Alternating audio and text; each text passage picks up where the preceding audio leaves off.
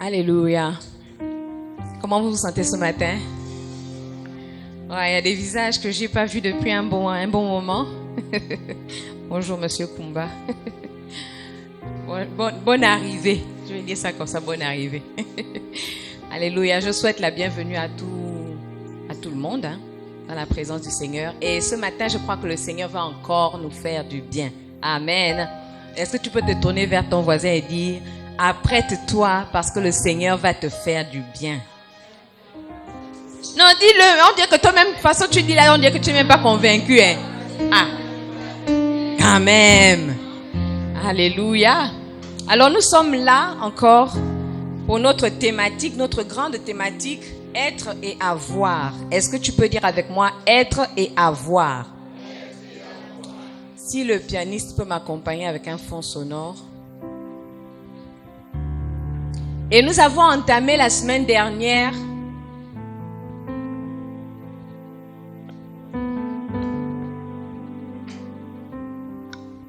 Alléluia. Et nous avons entamé la semaine dernière avoir selon Dieu. Comme vous pouvez le voir sur l'écran, avoir selon Dieu. Alléluia. Bon, pour ceux qui n'étaient pas là, on va quand même faire un petit récapitulatif. Alléluia. Nous sommes de bon cœur. Alléluia. Alors, être et avoir. Et notre verset de base est tiré du livre du prophète Jérémie, le chapitre 29, le verset 11, qui dit « Car je sais que les pensées que j'ai sur vous, dit l'Éternel, sont des pensées de paix et non pas d'adversité, pour vous donner une fin telle que vous attendez. » Alléluia. Une fin telle que vous attendez. Remarquez à quel point le Seigneur se soucie de nous pour prendre en compte ce que nous voulons, ce que nous attendons. Il veut nous donner une fin telle que nous attendons. Alléluia. Et je vais juste faire le récapitulatif pour ceux qui n'étaient pas là la semaine dernière. Nous avons vu la semaine dernière que avoir dans la perspective de Dieu faisait appel à notre responsabilité. Et nous avons étudié deux responsabilités. La première était le fait d'être riche pour Dieu. C'est donc le fait de comprendre que tout ce que nous sommes appelés à posséder doit impérativement être utile pour le royaume de Dieu. Alléluia. La deuxième responsabilité était le fait de représenter le royaume de Dieu sur la terre. Il s'agit donc, dans cette deuxième responsabilité, de comprendre que notre Dieu est un Dieu intentionnel. Je l'ai dit la semaine dernière que Dieu ne fait rien par hasard. Et c'était d'ailleurs la conclusion de notre enseignement la semaine dernière, que Dieu fait toutes choses pour un but. Alléluia. Donc quand il te donne de posséder, c'est parce qu'il veut atteindre un objectif que toi-même peut-être tu n'as pas vu. Alléluia. Donc tout ce que Dieu fait, c'est pour accomplir son dessein. Et ce matin, nous allons continuer dans la même optique des responsabilités et nous allons découvrir d'autres responsabilités qui nous incombent dans le fait d'avoir selon Dieu. Alléluia. Le fait de posséder selon Dieu. Qu'est-ce que Dieu entend par là? Quand il nous donne, quand il nous bénit, qu'est-ce que ça veut dire? Nous allons continuer. Alors, la troisième responsabilité, Dieu attend de nous d'être intègres à ses yeux. Alléluia. Dieu attend de nous d'être intègres à ses yeux.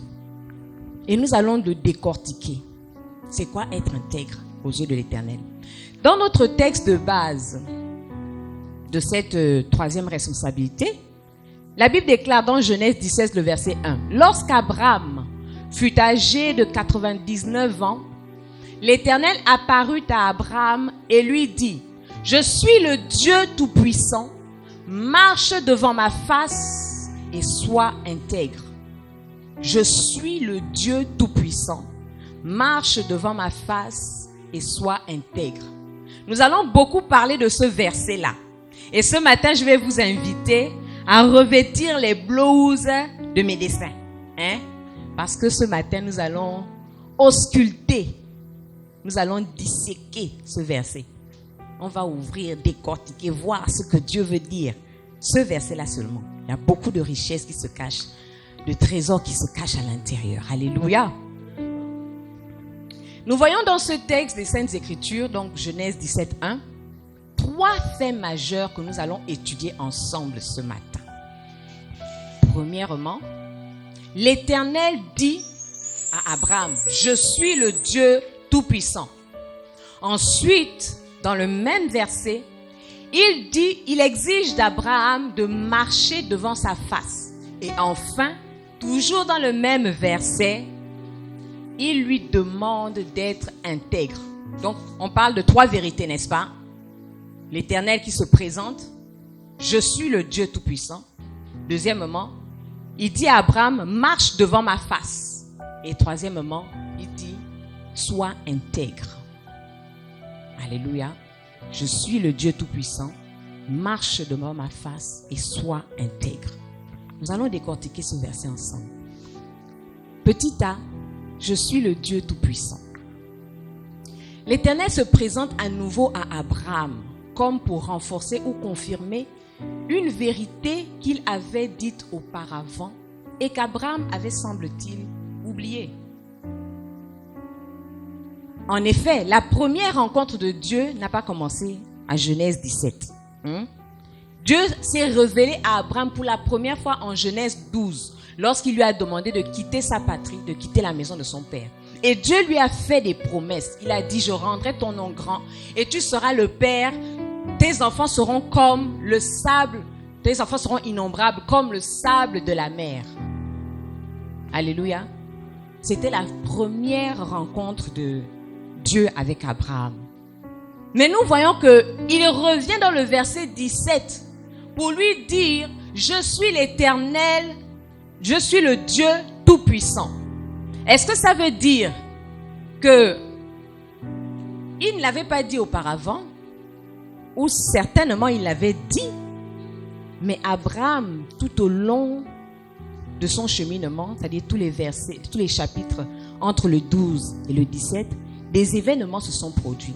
Et nous allons voir pour ceux qui, nous n'allons pas voir ici maintenant, mais pour ceux qui étudient la Bible, vous allez comprendre qu'il y a beaucoup d'événements qui se sont passés entre-temps, où Abraham mentait, où Abraham usait de duplicité. Abraham n'était pas tout à fait correct, quoiqu'il avait déjà la promesse de Dieu. Alléluia. Dieu veut mettre l'emphase sur le fait qu'il soit la seule subsistance à travers ce verset. Il veut effacer l'idée oblitérée que nous faisons souvent de lui. Quand il dit à Abraham, je suis le Dieu Tout-Puissant, c'est pour dire qu'en fait, rien n'échappe à mon contrôle. Parce que Abraham a rencontré Dieu à l'âge de 75 ans. Et Dieu lui a dit que tu auras une postérité. Et il se retrouve encore à l'âge de 99 ans, il n'y a toujours pas de postérité. Sinon, par Ismaël, qu'il a eu de sa servante Agar. Et donc on peut penser que Abraham à ce moment-là s'interrogeait, se posait des questions. Et Dieu qui voit tout, revient pour lui dire, je suis le Dieu Tout-Puissant. Ce que je t'ai dit, je suis capable de l'accomplir. Ce que je t'ai promis, personne d'autre ne te l'enlèvera. C'est établi, c'est dit. Alléluia. Rien n'échappe à son contrôle. Il veut ainsi rebâtir notre confiance en lui. La même chose qu'il nous dit aujourd'hui. Il est l'Éternel Tout-Puissant. Il est le Dieu Tout-Puissant. Qu'est-ce qui peut échapper à son contrôle? À travers ces paroles, Dieu nous révèle sa capacité à nous bénir, à accomplir ses promesses et à nous secourir. Il veut qu'il n'y ait aucune ambiguïté quant à ses pleines capacités à agir dans nos vies. Dieu veut que l'on croie sa parole, qu'on le croie lui. Parce que lui, c'est sa parole. Alléluia. Quand la parole de Dieu te dit quelque chose, nous devons croire. Parce qu'il n'y a aucune chose que Dieu ne puisse faire. Et il ne veut pas qu'il y ait aussi une ambiguïté. Bon, peut-être il le fera, peut-être il ne le fera pas. Même si le temps passe. Et c'était le cas d'Abraham. de 75 ans à 99 ans, du temps est passé. Et les choses ne sont pas forcément accomplies comme il l'attendait. Mais Dieu lui dit, je suis l'Éternel Dieu. Ensuite, il lui dit, marche devant ma face. Marche devant ma face. Abraham marchait avec la bénédiction de Dieu. C'est-à-dire, il avait déjà la bénédiction de Dieu. Quand Dieu l'a rencontré en Genèse 12, Dieu lui a fait des promesses. Donc, il marchait avec la promesse et la bénédiction de Dieu. La promesse que Dieu lui avait faite de rendre son nom grand. Toutefois, par cette instruction, l'Éternel recadre l'attitude d'Abraham qui n'a pas été exemplaire, comme je le disais. Que quoi qu'il avait la promesse, quoi qu'il avait la bénédiction, ça ne l'a pas empêché d'aller vers Agar sous la persécution ou bien sous l'instruction de sa femme. Abraham aurait pu dire non, je me tiens sur la parole de Dieu. Dieu a dit qu'une postérité naîtra de toi, Sarah, ma femme. Mais il a succombé et il est parti vers Agar et il a engendré Ismaël. Mais Ismaël n'était pas le fils de la promesse. Il a voulu aider Dieu, mais Dieu ne l'aide pas. Parce que quand tu veux aider Dieu, toi-même tu te retrouves dans des pétrins. Alléluia. On n'aide pas Dieu. Ce que Dieu dit est authentique et ça s'accomplit toujours. Peu importe le temps que ça prendra. Donc, il exige donc à Abraham, dans le fait de marcher, de lui dire de marcher devant sa face, il exige d'Abraham qu'il soit irréprochable. C'est comme un nouveau départ que je t'avais parlé et tu n'avais pas bien compris. Mais maintenant, je te le redis. Et à partir d'aujourd'hui, marche devant ma face. Marche devant ma face. Cette idée de perfection n'est pas à prendre au sens premier, pour contraindre l'homme à vivre sans péché. Parce que dans ce monde, tant que nous serons dans ce monde, nous ne pouvons pas prétendre être sans péché. C'est juste pour mettre une nuance. Nous serons toujours sujets au péché. Par ailleurs, notre Dieu sait de quoi nous sommes formés. Il ne nous accuse ni ne nous juge. Le temps du jugement n'est pas encore arrivé. Alléluia. Marche devant ma face. Marche dans la pureté. Marche dans la droiture. Que ta marche soit irréprochable. Lorsque tu te tiens devant Dieu, que tes actions soient irréprochables. Cette exigence de marcher devant la face du Seigneur est un appel à vivre une vie de sincérité, une vie de confiance totale et une vie dépendante exclusivement de Dieu. Alléluia. Dieu sait de quoi nous sommes formés. Et quand il exige à Abraham de marcher selon sa face, il veut dire d'être irréprochable, d'être parfait. Mais cette perfection-là, ça ne veut pas dire que tu deviens sans péché. Non, ça veut juste dire que dans tes maladresses, que tu as la capacité, sinon tu as le pouvoir de revenir à Dieu avec sincérité pour dire que Seigneur, je me suis trompé. Et Dieu ne nous accuse pas. Il veut un rapport de sincérité. Que si tu as péché, tu peux revenir à lui pour lui dire, Seigneur, voilà, j'ai fait ça. J'ai fait ci. Je me suis mal conduit. Et il ne te juge pas. Il ne te juge pas. Il y a ce verset qui nous dit, dans le psaume 103, le verset 13, verset 14, « Comme un père a compassion de ses enfants, l'Éternel a compassion de ceux qui le craignent, car il sait de quoi nous sommes formés. Il se souvient que nous sommes poussière. » L'Éternel sait de quoi nous sommes formés.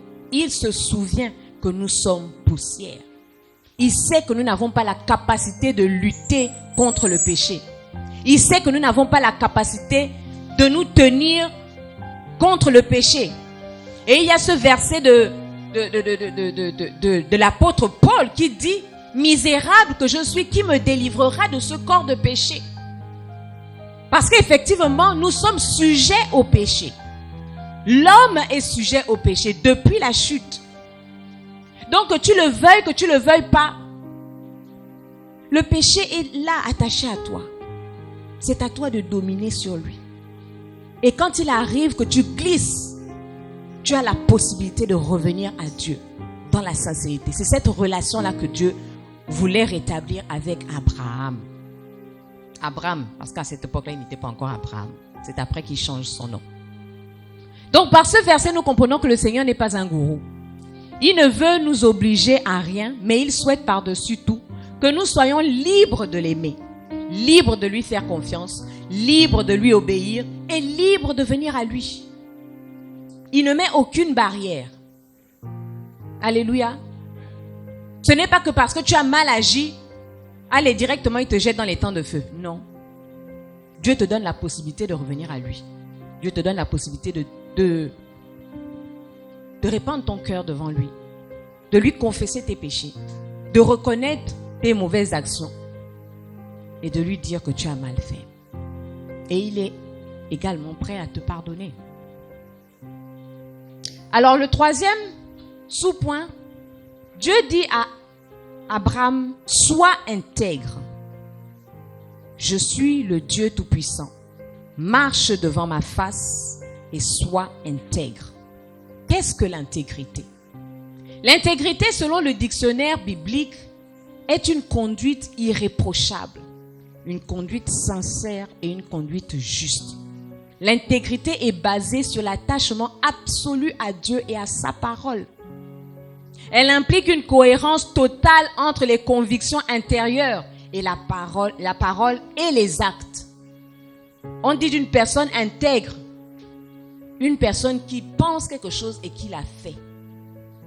Il n'y a pas de différence entre ce qu'il pense et ce qu'il fait. Alléluia. Une personne intègre ne va pas être une personne fausse pour dire quelque chose et puis faire autre chose. Non. La personne qui est intègre, c'est une personne juste. Il n'y a pas de fausseté. Ce qu'elle pense, c'est ce qu'elle dit. Et ce qu'elle pense, c'est ce qu'elle fait. La personne intègre est différente d'une personne hypocrite qui peut te montrer un visage angélique alors que derrière son dos, il a le poignard. Alléluia. L'Éternel dit à Abraham, sois intègre. L'intégrité refuse la corruption et le compromis. Et ce, même dans les petites choses. La corruption et le compromis. Même dans les petites choses. Vivre dans l'intégrité, c'est se poser les questions, les bonnes questions. Et ces questions sont les suivantes. Je les ai notées ici. On peut lire ensemble. À qui profite ce que je fais ou ce que je dis?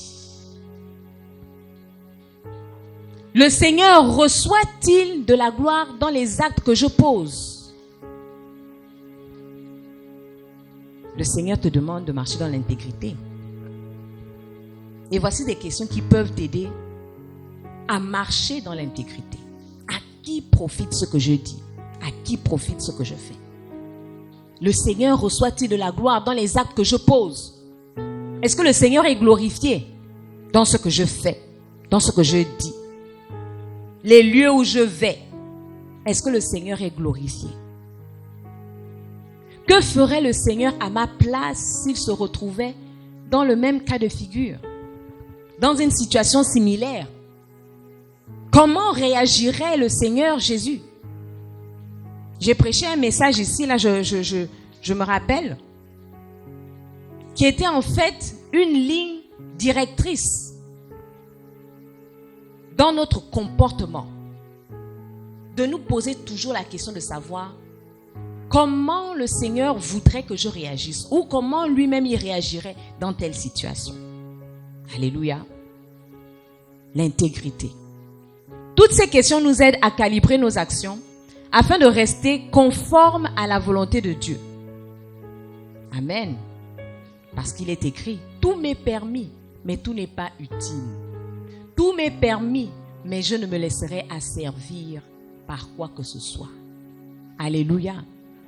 Tu n'es pas obligé de faire telle chose. Tu n'es pas obligé de réagir comme ça. Tu n'es pas obligé de te compromettre. Tu n'es pas obligé de faire la chose si ça déplaît à Dieu, même si c'est pour faire plaisir à ton père. Même si c'est pour faire plaisir à ta mère. Même si c'est pour faire plaisir à quelqu'un. Alléluia. Et Dieu dit cela à Abraham parce qu'il a vu comment Abraham avait usé de corruption lorsqu'il a dit à Elimelech, il a dit de Sarah que c'était sa sœur parce qu'il craignait. Donc il y avait toujours ces petites fourberies là. On ne dit jamais la vérité, c'est la mi-vérité ou mi-figue, mi-raisin. Et c'est pour cela que Dieu revient pour lui dire, sois intègre. Le passé est passé. Maintenant, sois intègre.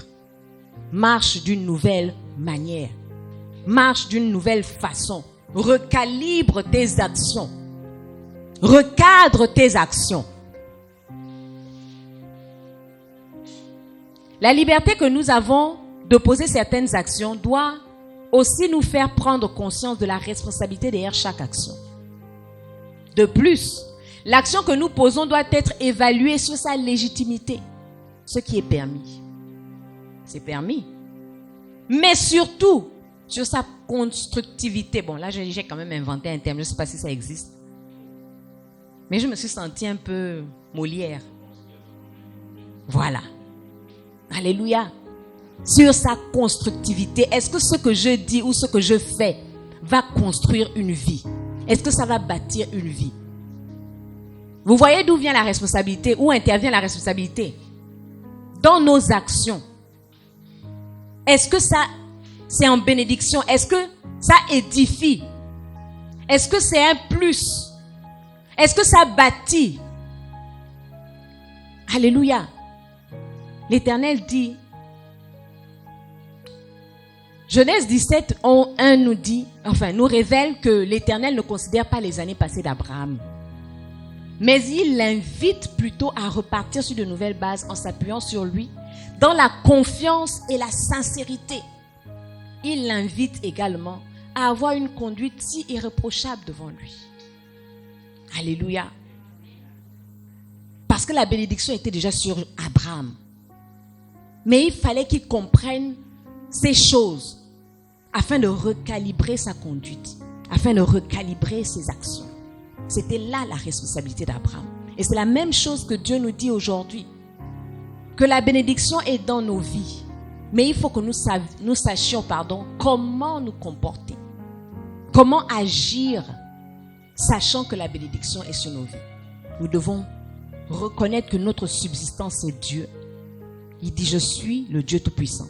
Nous devons marcher devant sa face, et nous devons être intègres dans toutes nos voies.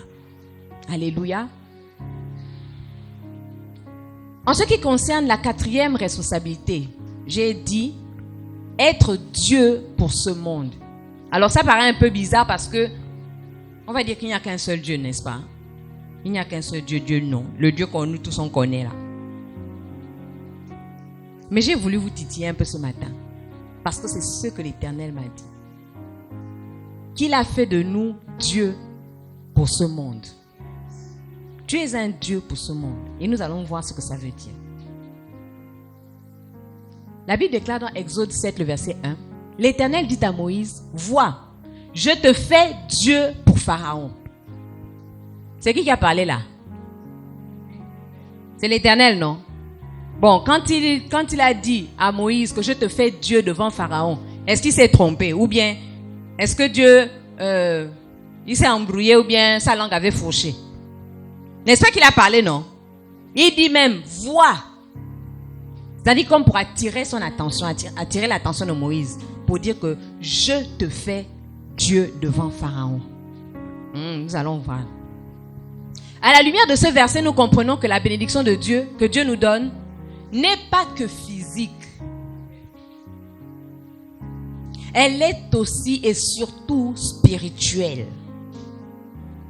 La bénédiction, C'est une charge spirituelle qui se matérialise par les avoirs, par ce que nous avons. Mais c'est d'abord spirituel, quelque chose que nous transportons. Alléluia. Autrement dit, tout ce qui est physique tire son origine du spirituel, son origine ou son pouvoir du spirituel. Ainsi, pour faire valoir nos droits physiques, il nous faut tout d'abord être conscient de notre charge spirituelle. J'espère que je ne suis pas en train de vous perdre. Alléluia. Il nous faut être conscient de notre charge spirituelle. Parce que quand on devient enfant de Dieu, on n'est plus n'importe qui, hein, laissez-moi vous dire ça. On transporte en nous le Dieu de gloire. On transporte en nous le royaume même. On transporte en nous cette charge qui nous est donnée dès la nouvelle naissance. On la transporte en nous.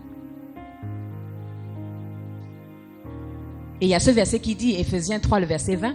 Or, à celui qui peut faire par la puissance qui agit en nous. La puissance agit où c'est? En nous. Donc, il y a une puissance en nous. Or, à celui qui peut faire par la puissance qui agit en nous, infiniment, au-delà de tout ce que nous demandons ou pensons. Cette puissance agit en nous. Cette puissance est latente en nous. Mais malheureusement, plusieurs enfants de Dieu ne sont même pas conscients de ce qu'ils transportent.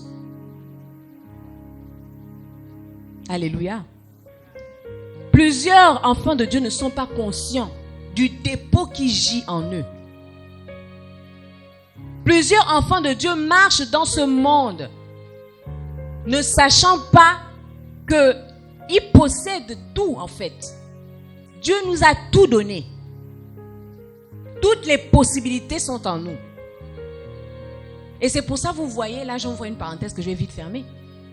C'est pour ça, vous voyez certains chrétiens qui pleurent à chaque fois devant les situations. Dès qu'une situation se présente, on pleure, on se lamente. Alors qu'il y a un dépôt en nous qui ne demande qu'à être exploité. Il y a une puissance en nous qui ne demande qu'à être exploitée.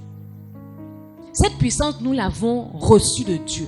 Elle est latente en nous et n'attend qu'à se manifester. Elle n'est pas théorique, mais elle est agissante. Ce n'est pas le Seigneur qui viendra la rendre manifeste. Laissez-moi vous dire déjà que ce n'est pas Dieu qui viendra faire bouger les lignes. Ce n'est pas Dieu qui viendra te faire prendre conscience de ce que tu es. Il t'a déjà dit, tu es fils de Dieu. Donc, en tant que fils de Dieu, en tant que fille de Dieu, tu as toutes les capacités de Dieu.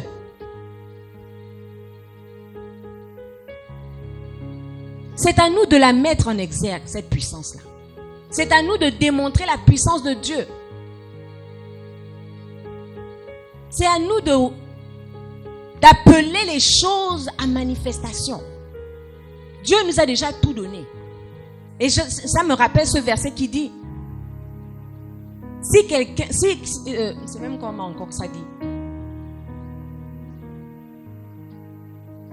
Non, le verset qui dit que, dit à cette montagne qu'elle se déplacera. J'ai oublié le début du verset.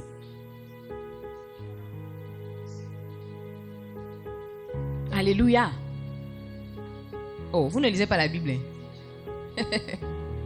Non, c'est pas ce verset. C'est si quelqu'un dit à cette montagne. Et j'ai mon père Pierre qui disait, il faut être quelqu'un pour parler à la montagne. C'est-à-dire, il faut comprendre qui tu es. Il faut comprendre ce que tu possèdes. Il faut connaître. Tu n'es pas étranger à toi-même. Si tu es étranger à toi-même, mais le diable il va se moquer de toi. Parce qu'il va regarder un chrétien, un fils de Dieu qui n'est même pas conscient de son identité, qui n'est même pas conscient de son potentiel, de ce qu'il transporte. Et tu vas continuer à mener ta vie en pleurant, en te lamentant, en te plaignant, alors que la puissance est en toi et elle attend d'être manifestée, elle attend d'être révélée. Avoir selon Dieu, c'est manifester sa puissance, agir en son nom et pour son nom. Il a dit à Moïse, je te fais Dieu devant Pharaon. C'est-à-dire, tu as tout le pouvoir que j'ai. Et vous remarquez même que dans l'histoire de Moïse, quand il est parti pour aller délivrer les enfants d'Israël, il a opéré des grands signes, des prodiges. Pourquoi? Parce qu'il avait le pouvoir de Dieu. Mais laissez-moi vous dire que ce pouvoir-là, nous l'avons également. Ce pouvoir gît en toi. Mais seulement tu es trop préoccupé par les soucis. Tu es trop préoccupé par le travail. Ah, la charge du travail. Demain, c'est lundi là. Ah, Seigneur. Tu as dit que tu es même déjà en train d'entrevoir, de prévoir, de planifier. Et ce sont autant de choses qui viennent étouffer la vérité selon laquelle la puissance est là.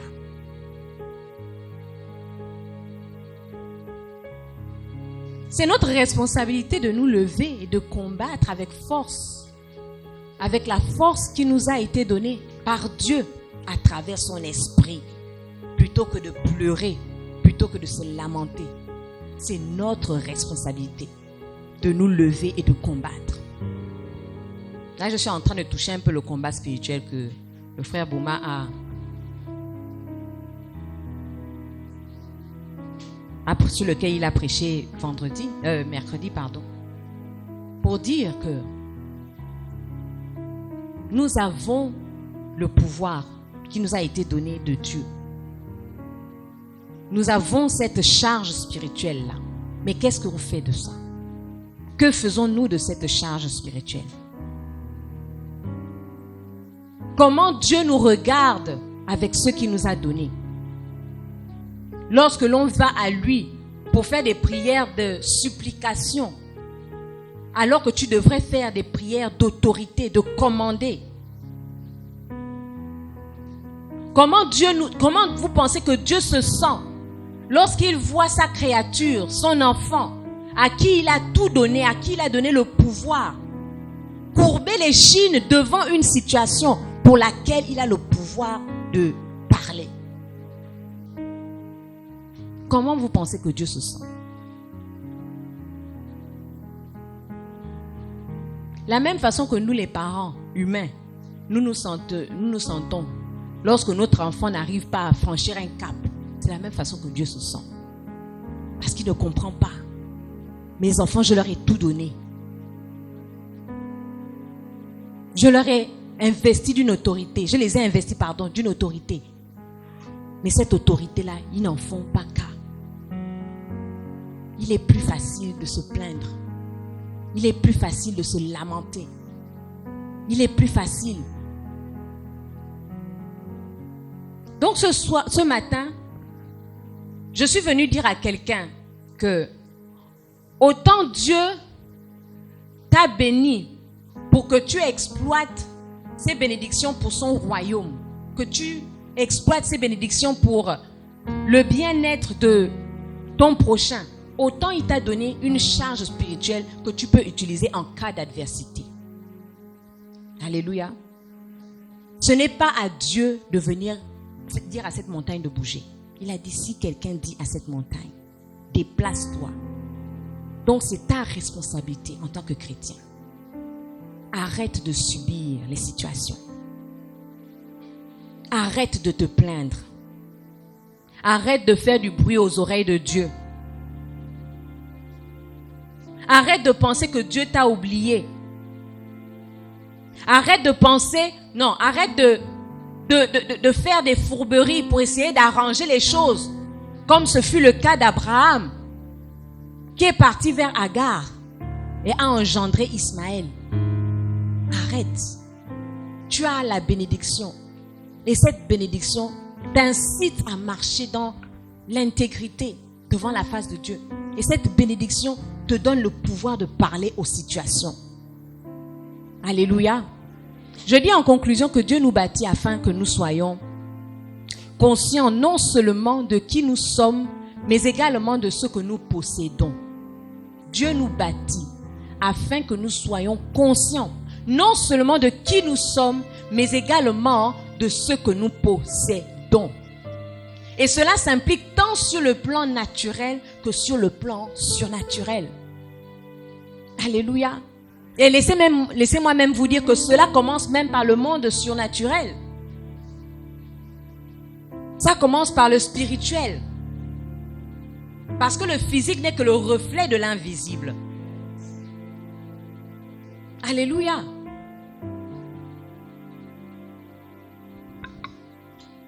Et cela s'applique tant sur le plan naturel que sur le plan surnaturel. Ça s'applique dans le physique et dans le spirituel. Ça s'applique dans le visible et dans l'invisible. Et je termine avec ce verset de Psaume 82, ce verset que j'ai beaucoup aimé. Verset 6 qui dit: j'avais dit, vous êtes des dieux. Vous êtes tous des fils du Très-Haut. Est-ce que toi-même, quand tu regardes ta vie là, tu es vraiment Dieu? Tu vis ta vie comme Dieu, en fait. Est-ce que ce n'est pas une vie de plainte? Est-ce que ce n'est pas une vie de murmure? Est-ce que ce n'est pas une vie de lamentation? Est-ce que tu vis la vie du Fils de Dieu? La vie de la fille de Dieu? Que tu es. Pas que tu es supposé être, mais que tu es.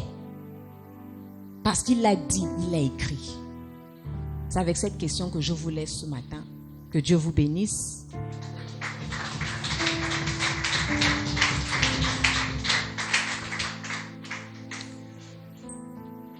Alléluia.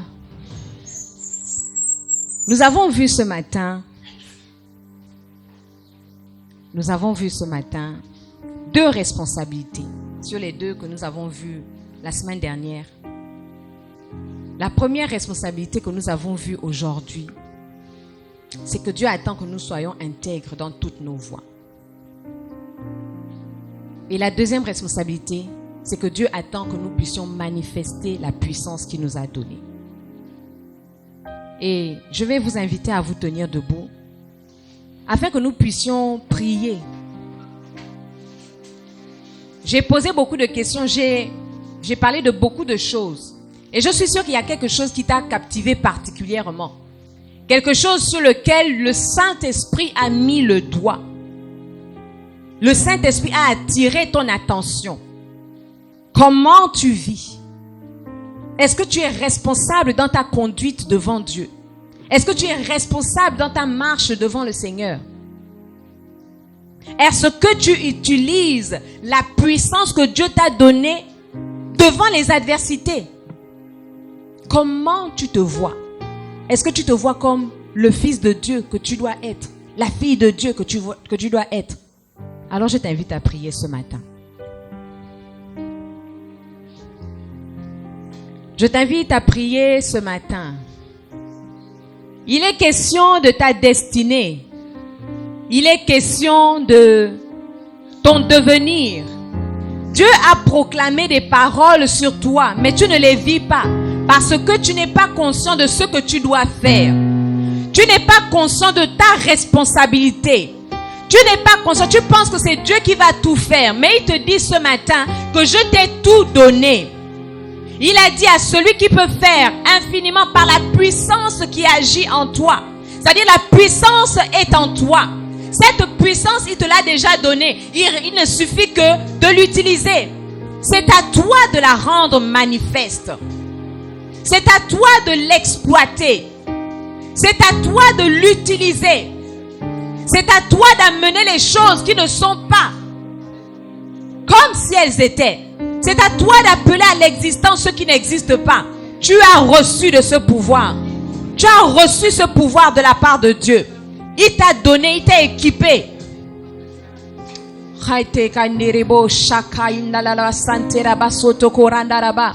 Oh bien-aimé, élève ta voix. Il est question de ta destinée ce matin. Il est question de ta destinée. Est-ce que tu vas continuer à vivre comme ça? Est-ce que tu vas continuer à te plaindre? Est-ce que tu vas continuer à te lamenter? Alors que le pouvoir est dans tes mains, alors que la force est dans tes mains, alors que Dieu t'a donné toutes choses, est-ce que tu vas continuer à baisser la tête devant les situations? Est-ce que tu vas continuer à te lamenter, à te plaindre, pensant que Dieu t'a oublié, alors qu'il t'a déjà tout donné? Non, ta responsabilité ce matin, c'est de prendre conscience que tu as le pouvoir et de parler à la situation. Tu parles à la situation et tu la déloges. Tu parles au problème et tu le déloges. Tu parles à la situation et tu l'envoies dans les lieux arides afin qu'elle ne vienne plus t'emmerder.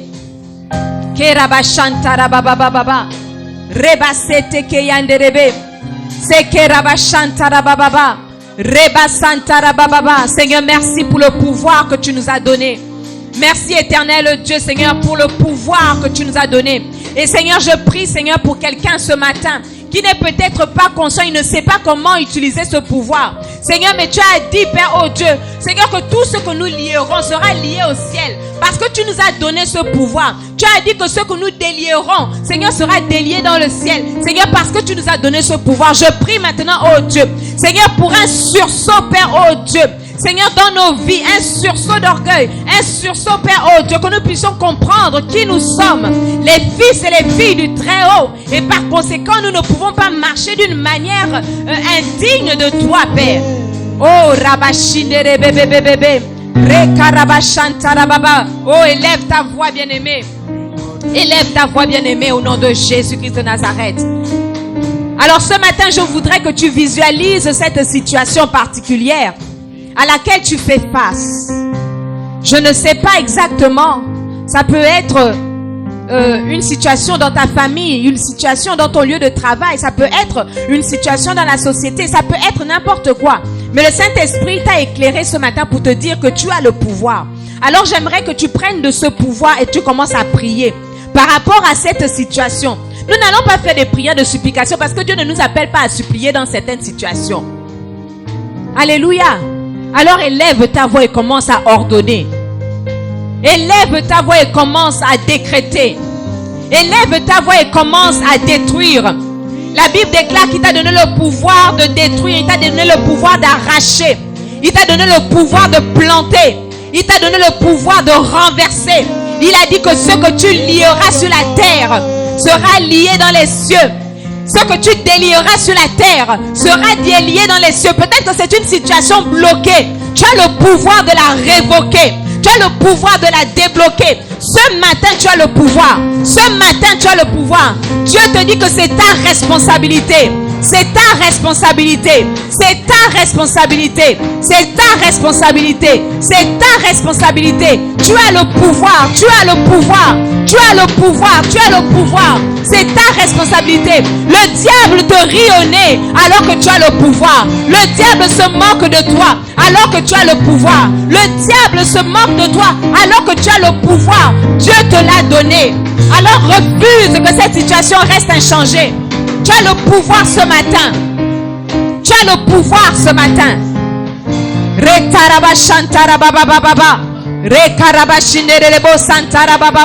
Au nom puissant de Jésus-Christ de Nazareth.